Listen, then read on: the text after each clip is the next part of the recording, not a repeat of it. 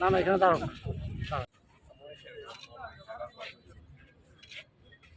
তারা টাইমিংটাও ফলো করে স্থানীয় লোকদের সমস্যা মানে বাইরে থেকে যারা বাইরে থেকে যান সকাল থেকে ওই যে ব্লগ দিয়ে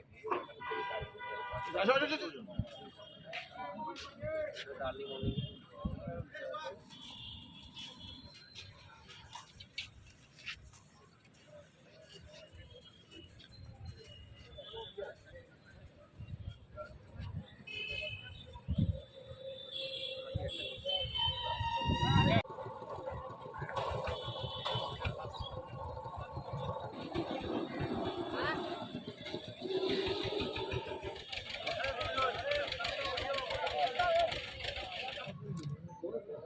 আরে আজান দিচ্ছে না।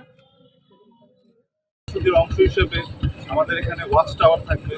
আমাদের এখানে আমরা আমাদের বোম ডিসপোজাল র্যাবের বোম ডিসপোজাল টিমের মাধ্যমে পুরো এলাকা আমরা সুইপিং করব, যাতে কেউ নাশকতা না করতে পারে। আমাদের ওয়াচ টাওয়ার থাকবে এবং আমাদের ড্রোনের মাধ্যমে আমাদের নজরদারি অব্যাহত থাকবে।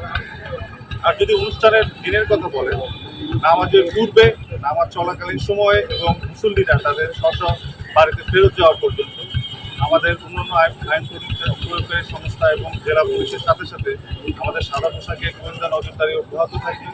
আমাদের ওয়াচ টাওয়ারের মাধ্যমে আমাদের নজরদারি অব্যাহত থাকবে। ড্রোনের মাধ্যমে ঈদগাহ ময়দান এবং তার আশেপাশের এলাকা আমাদের নজরদারিদের আওতায় নিয়ে আসবো এবং একই সাথে আমাদের র্যাব পোশাকে আমাদের তহবিল সার্বক্ষণিক মোতায়েন থাকবে যতটুকু পর্যন্ত না মুসল্লিরা নিরাপদে তাদের বাড়িতে ফেরত যাচ্ছে। কেউ যাতে কোনো প্রকার অসৎ উপায় অবলম্বন না করে কোনো ধরনের নাশকতা সৃষ্টি না করতে পারে সেই বিষয়ে আমরা সর্বদা সতর্ক থাকবো। একই সাথে আমরা গতকাল মুসল্লিদের আহ্বান জানাবো যাতে তারা